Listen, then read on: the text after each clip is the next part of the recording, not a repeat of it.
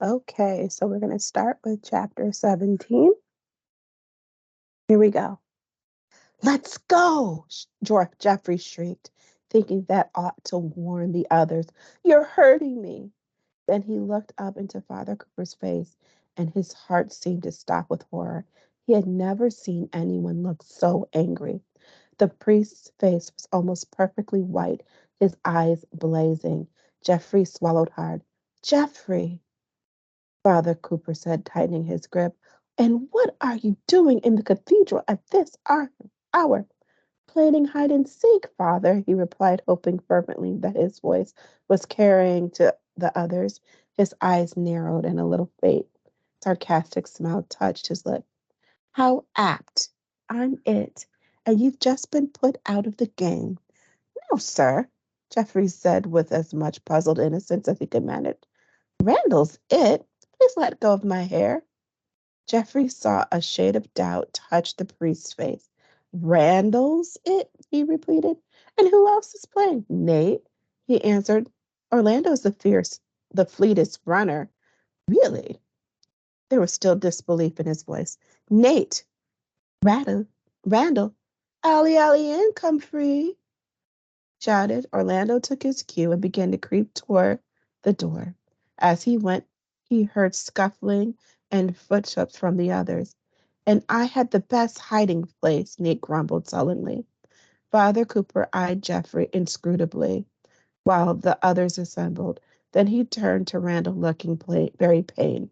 Randall, I confess I'm surprised at you. Hide and seek in the cathedral. I thought you had more feeling for the reverence due to a house of God. But it's perfect for hide and seek, Geoffrey put in unrepentantly, especially in the dark. I didn't say I was surprised at you. Everyone knows what a lamentably irreverent, impertinent, and impossible a little beast you are. But I didn't think even you could lead Randall astray. By then, Orlando had reached the door. He eased it open, slipped out into the night, and ran for all he was worth. He arrived at Master Kenton's panting and knocked on the door. Kenton opened it at once. I was wondering when you'd come. What's wrong? Father Cooper caught Geoffrey in the cathedral. Orlando gasped. Geoffrey said he was playing hide and seek.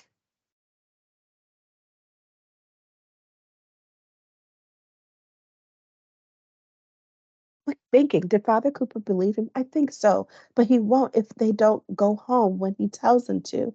If we don't want to lose Father Cooper, we'd better hurry. Kenton put on his cloak and the muffler and came outside. Where was Geoffrey caught? He asked as they loped toward the cathedral. By the sacristy's door. Then we'll go in by the south door. If they're still there, Father Cooper won't see us come in. When they arrived at the cathedral, they were relieved to hear Father Cooper still haranguing. Up! Orlando out. Up! Orlando mouthed, motioning toward the stair to the triforium. They groped their way in the dark.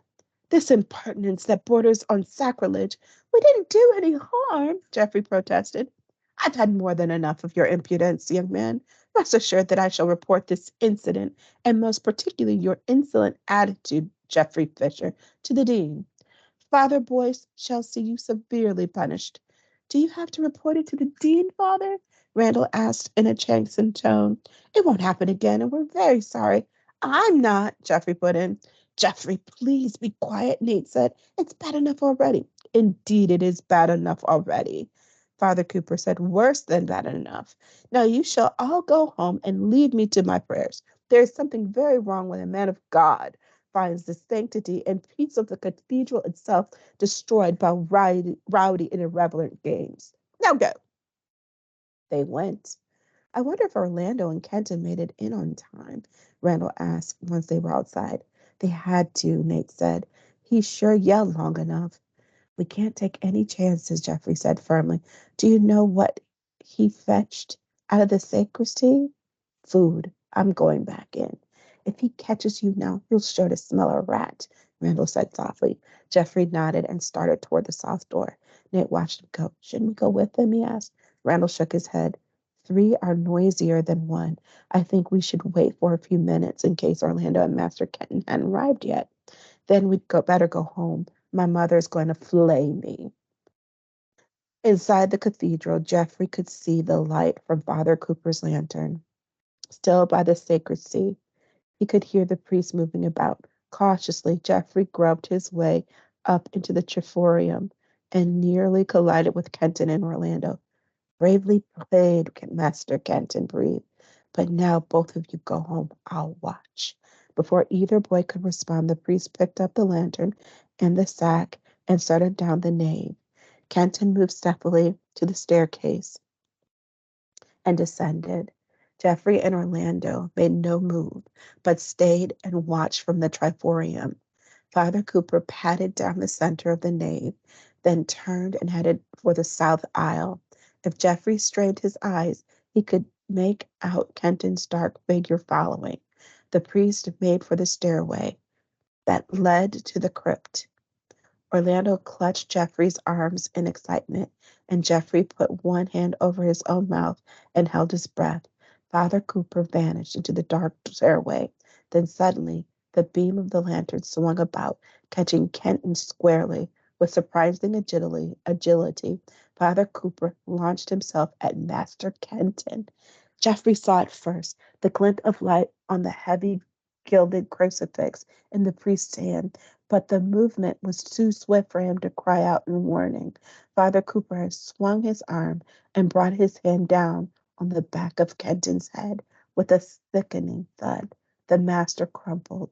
Then the priest knelt down swiftly, reaching for Kenton's throat. Murder! Orlando screamed, murder! Murder! Father Cooper scrambled to his feet and fled, leaving the lantern behind him. Let's keep reading. Chapter 18. Geoffrey and Orlando pelted down the stairs and up the aisle. Kenton lay very still, sprawled awkwardly across the aisle. Together, the two boys managed to turn him over on his back. Orlando put his ear against the man's chest. He's alive, he said. Geoffrey, get some water. Geoffrey picked up the ewer. There's water in the... What do I do? Dump it on him? Just a little of it. Geoffrey dribbled some water onto the master's face while Orlando shook him gently. Please, Master Kenton, please wake up. For an interminable time, nothing happened. At last, his eyes fluttered open. He groaned and sat up. What happened? He asked thickly. You got knocked on the head, Geoffrey told him. We thought you were dead. Sorry to disappoint you. What are you doing here anyway? I thought I told you to go home.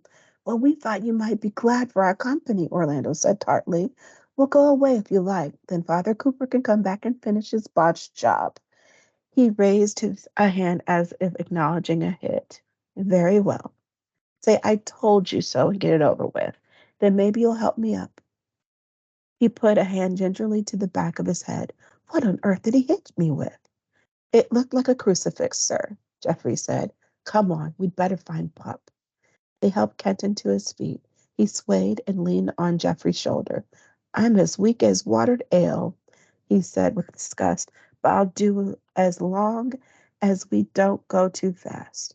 Any ideas of where to start? The crypt, the boys said together. Very well, let's go. Orlando, take the lantern, and Geoffrey, bring the sack of food. Orlando looked at Master Kenton's pale face doubtfully. Are you sure you don't want to wait for us here? Yes, he snapped. I'll be all right if we take it slowly. Carefully, they descended the stairs. Orlando stayed behind to help Master Kenton, but when they reached the bottom, Geoffrey hurried toward the grill. It's locked, he called out, grabbing the bars and rattling them in frustration. The verger has the key. The verger won't like being woken up, Orlando said. I weep for the verger, Geoffrey retorted. Just wait a minute, Kenton said, groping around on the wall above his head. His fingers found a ledge he sought, and triumphantly he produced a large, ornate brass key. He gave it to Geoffrey, who fitted it into the lock. Oh, clever, Geoffrey said enthusiastically as the gate swung open. How'd you know about that, Master Kenton? He shrugged. The verger showed me. Now I suppose you'll have to find another hiding place to be safe from you rascals. They went in and searched for the place quickly. There was no sign of her. Now what? Orlando asked. Let's go upstairs and think about it, Jeffrey suggested. It's creepy down here. Back in the nave, Kenton sat down on a chair and looked at each of the boys. His face was pale and drawn. We can't even be sure Pup's in the cathedral, he said wearily. She must be, Geoffrey insisted. Otherwise, why keep food here for her? It would make more sense to keep food in his own kitchen if she were somewhere else, wouldn't it? You have a point, the master acknowledged. But if he's keeping her in the cathedral, it would have to be in a place that isn't used very often, like the crypt, Orlando put in. Have you been all around the triforium? Kenton asked. Both boys jumped in. Up, no. The master began to struggle to his feet. We'll be much quicker if you wait for us, Geoffrey pointed out. He smiled ruefully and sat back down. Then hurry. When they returned, Kenton took one look at their faces and gave a heavy sigh. Not there. Where else could he have put her? I don't know, Orlando began. Maybe the chapter house? No. The tower, Geoffrey interrupted. That's it. The bell tower? Kenton asked, but someone goes up there every hour, Geoffrey. Not the bell tower, the other tower, the north tower, the empty tower. Remember, Orlando, how Father Cooper looked up at it on his way home? Orlando struck his fist into his open palm. You've got it. It must be that. Let's go.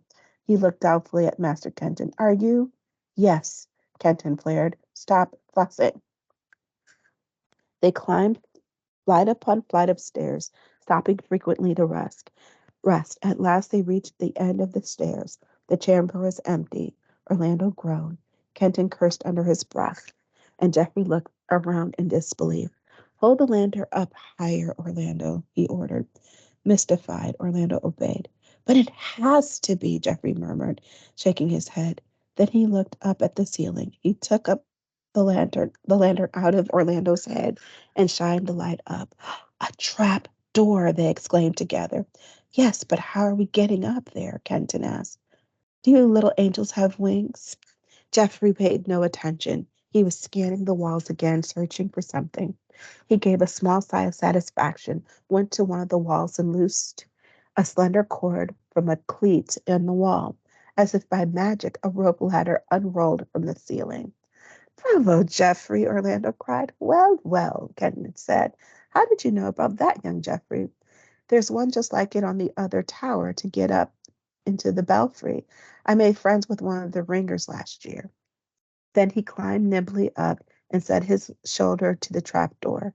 It wouldn't budge. I can't open it, he called down to the others. On the other side of the trap door, Alice dropped her billet of wood with a resounding thud. Geoffrey! She tried to shout, but she knew he'd never hear her with a voice so hoarse. Instead, she beat frantically up the door with wood. Pop! The three voices shouted at once. There must be a latch, Geoffrey, Master Kenton advised. Orlando, take him the lantern. Got it, Geoffrey cried as his fingers found the bolt and threw it back. He pounded a couple times to warn Pup to get off the door, but then put his shoulder to it again. This time it opened with a reluctant groan. Geoffrey sprang into the room.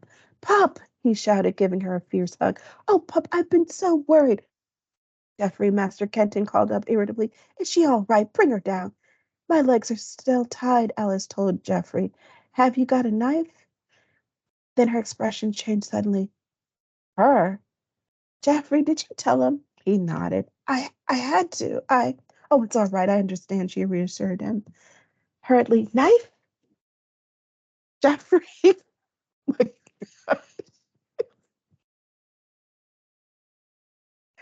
Oh, it's all right. I understand, she assured him hurriedly. Knife pocket. Pulled out his knife. And a moment later, they were both down the left.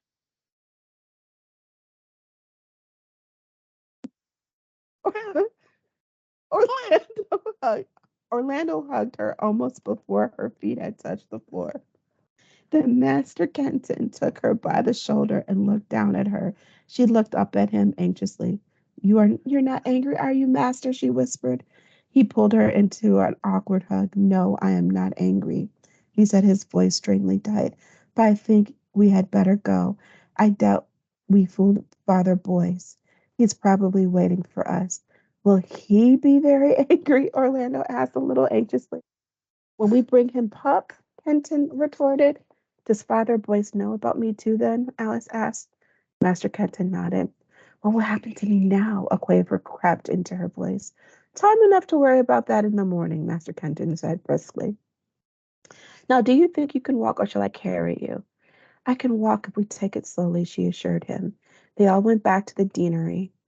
When they pounded on the door with a heavy knocker, it was almost immediately opened by a footman, who turned to an underling with a murmured command and curt nod. A moment later, the dean appeared. He looked them over anxiously and saw Alice leaning against Master Kenton. You found her, praise God. Are you all right, Alice? She nodded. Father Boyce turned to one of his servants. Abram, show Miss Tuckfield to the guest room. Go on, child, he added to her. You need your rest. When the boys made to follow her, the dean stopped them with a curt gesture. You are coming with me, he told them sternly. There are several very worried people you need to reassure. Suddenly he looked sharply at Master Kenton. Are you all right? Kenton swayed on his feet, and the dean caught him on the arm to steady him. I'm just fine, he replied impatiently. You are as bad as Orlando, trying to hound me into an early grave. I just lost an argument with Father Cooper, nothing to fret over. Well, don't tell me now, the dean advised. You only have to repeat it to the others. When they arrived in the dean's upstairs parlor, they found Master Frost, Dame Agnes, and Geoffrey's grandmother, Mistress MacLeod, all seated by the fire. As the dean and others entered, Master Frost stood up, relief on his face.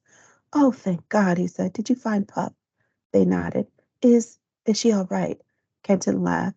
It would take more than a brush with the kidnapper to upset Pup. She's fine, a little shaky on her feet, but considering all she's been through, it's nothing short of remarkable. You look a little shaky yourself, Mr. MacLeod observed. Did my rascally Geoffrey wear you out, or is it something more serious? He's hurt, Geoffrey said. Father Cooper clouded him with a crucifix. Orlando nodded. Knocked him out. The dame found her voice. Oh, you poor... The dean shook his head slowly. Tell us the story from the beginning. It fell to Geoffrey to relate this evening's events. He told the story without undue embellishment, aware all the time of the dean's cool eyes on him. When he had finished, he remarked, Won't Nate and Randall be sick with jealousy when they hear. Let me read that again. Won't Nate and Randall be sick with jealousy when they hear about all the excitement they missed? It sounds to me like they've got a fair amount of excitement as it was, Master Frost pointed out, a smile tugging at the corners of his mouth. Well, it sounds to me, Father Boy said sternly, like you were all far, far luckier that you had any right to be. But it's late. I've had rooms prepared for all of you. The footman will show you. Go on, boys, he added sternly when they began to look rebellious. But Father Boyce, what will happen to Pup? Geoffrey asked worriedly. We'll discuss that in the morning. Now bed. But bed, he said with menace. Geoffrey sighed in defeat. Good night. Good night, the others replied. Then Geoffrey's grandmother shepherded them out. How did you know to come looking for me, Graham? Geoffrey asked as they went through the door. Her brisk rejoinder was crisply audible. Come on, Geoffrey. I'm neither so old nor so deaf that I cannot tell when you're fibbing. Stay at Nate's, indeed.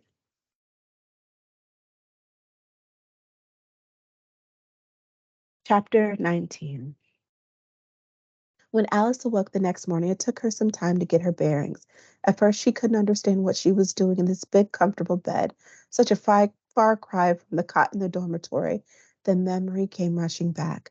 She wondered how Geoffrey had found her so quickly, and though she tried not to think about it, she wondered what the dean would do with her now. Her thoughts were interrupted by a gentle tap at the door. Come in, she called, and a servant entered carrying a covered tray. Here's your breakfast, Miss Tuckfield. he told her, setting the tray on the bedside table. If there's anything else you need, just ring. He gestured to a tapestry bell pull on the wall. Thank you, she said to his retreating back. Alice got up and went to the washstand. She poured water from the pitcher into a basin and splashed her face. Her wrists looked raw and angry where the cord had bitten. But after she washed the cuts clean, she thought they felt a little better, and her fingers weren't as stiff. She dressed quickly before she investigated the breakfast tray. There was a pot of tea, a large slice of ham, some scrambled eggs, and a helping of porridge. Alice hadn't realized how hungry she was. She ate every crumb. When she was finished, she sat for a moment, trying to decide whether to ring the bell and to ask to see the dean, or to go in search of him on her own. Before she made up her mind, there was a knock on the door. She got up and opened it. Geoffrey, Orlando, good morning. You look better today, Orlando observed. Last night you looked as motley as a molting bird. Are you feeling better? She nodded. And I can almost talk normally, she added. So tell me, what happened? How did you find me so quickly?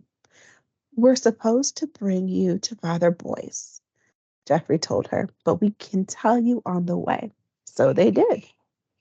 Alice listened avidly, her eyes clouding with concern when they told her about the attack on Master Kenton. He's all right, isn't he? She asked anxiously. Excuse me. Oh, yes, Orlando assured her. His head is harder than a dozen crucifixes. When Geoffrey knocked on the door of the dean's study, Puff felt her stomach give an alarming lurch. She hoped he wouldn't be angry with her for deception, but she was afraid he would never understand. She took a deep breath to calm herself as she entered with the boys. Father Boyce looked up from his desk as they came in. He didn't look angry, she thought. He was even smiling. Good morning, Alice, he greeted her. Before you ask, I've sent for Randall and Nate so they can be reassured of the success of their endeavors. They should be arriving any minute now. In the meantime, I need to know what you think I should do with you. Of course, you realize I cannot let you stay on the choir. So what should I do? Alice bit her lip.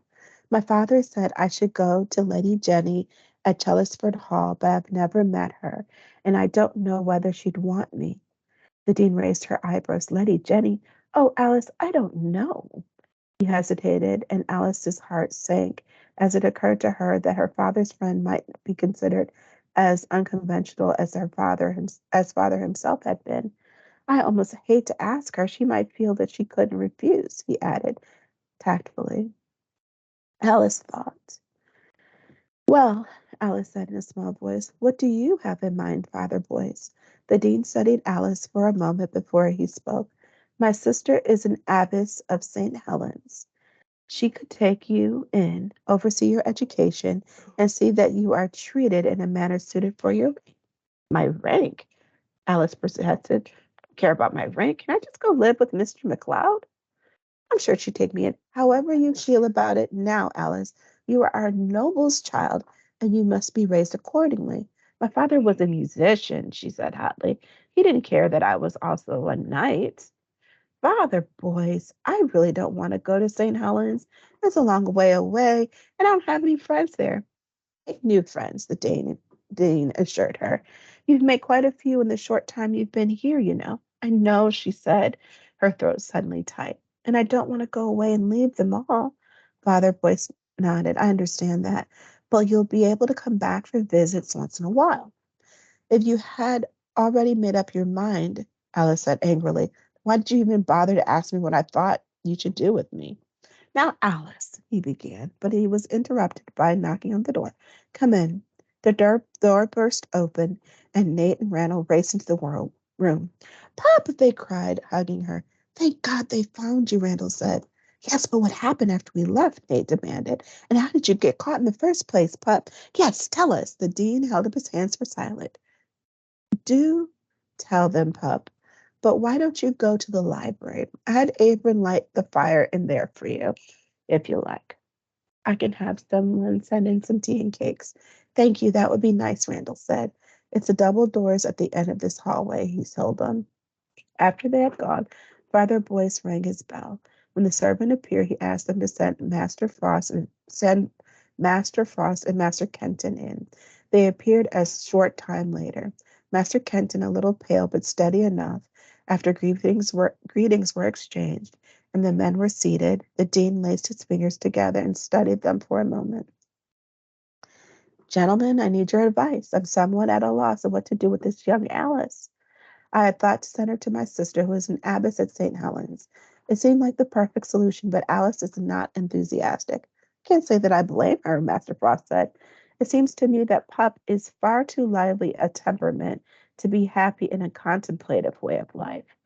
St. Helens? Kenton remarked. That's near Liverpool, isn't it? Father Boyce nodded. But really, it could do her a great deal of good. They wouldn't treat her badly after all, and I really don't know what else to do with her. There was a glint of sarcasm in Master Kenton's expression. Such a convenient solution, too. Isn't that what convents are for? Now, Hugh, the dean bristled. I asked you for your advice. Well, my advice is to think of something else. What precisely do you have in mind, Father Boyce inquired icily. Perhaps Mistress McLeod would take her in, or one of the other boys' families. That's hardly feasible, Father Boyce snapped. She's a noble's daughter. Anger flared in Kenton's eyes, but his next words were quiet, almost dispassionate. Satisfy your idea of propriety however you must. But if you send Pup off to a convent, Father Boyce, I will resign. Hugh! Master Frost gasped. Are you serious? The dean demanded. Perfectly, he replied levelly. But Hugh, Father Boyce began, but Kenton's but but Kenton's voice closed over his, implacable as the tide. After all Pup has been through, it's the worst kind of cruelty to send her away in disgrace. Who said anything about disgrace? The dean argued. How would it look to Pup? Kenton asked. Then he rose. Find a place where she can be happy, Father Boyce. Good day. He strode to the door and went out, shutting it with more force than necessary. Master Frost and the dean sat in silence. The dean sighed. Adrian, what do I do about that? He asked at last. Master Frost shrugged. Perhaps there is a noble family in York that will be willing to take Pup in. I've half a mind to call his bluff, he muttered. You will, of course, do as you think best, Master Frost replied a little stiffly, though I, for one, don't believe he was bluffing. It's not as if I couldn't find another place. The dean shook his head. Well, perhaps there is someone who would take the girl in after all. At least I can try. I shall speak to our good patroness, Lady Genevieve Andrews. Perhaps she can help. Several hours later, in another wing of the deanery, a footman ushered Lady Genevieve Andrews into the drawing room. Father Boyce rose as she entered, pulling a chair up to the fire for her. She seated herself with a murmured word of thanks. The dean ran a hand through his hair and cleared his throat. The reason I asked you to come to see me, my lady, is that I have a problem and I need some advice. She nodded graciously. It's rather a delicate situation. He related Alice's tale, while the lady listened impassively. You must see that it is imperative that we find a place for her to stay. I thought you might have some suggestions. One of your sister's convents, St. Helens, isn't it? But surely you thought of that. It won't answer.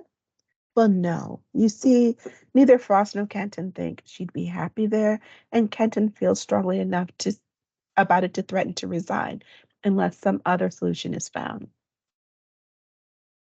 Lady Genevieve Andrews raised her eyebrows. Kenton threatened to leave on the child's account? That's astounding. I didn't think he had a heart to be touched. The girl must be quite a charmer. It makes me curious to meet her. After all, she added with an odd secretive smile, how Tuckfield didn't go out of his way to be endearing. I wasn't personally acquainted with him. the dean responded, but it still leaves me with a problem. Indeed. Well, I'm sure some solution can be found that will keep the child in New York. Frost did suggest that there might be a noble family in York that would be willing to take Alice Tuckfield in. I thought you might be able to recommend someone to me. For a long moment she was silent, gazing into the fire. Then she turned her cool gray eyes on the dean. I don't think you need to trouble yourself any further over this. I'll be happy to take her in. But my lady, the dean protested, I wouldn't want to impose on you. A smile lurked in her eyes. You know, I'd never permit that. You know how I feel about the school. Something must be done, and I'm willing to do it. You may safely leave the details to me. Oh, but my lady, I'm sure I shouldn't let you put yourself to so much trouble, the dean said. Nonsense, Edgar, she responded firmly. I can't tell you how grateful I am, he went on. We are fortunate to have such a kind patroness. Spare my blushes, she replied. I'm delighted to be of assistance. And we'll stop there.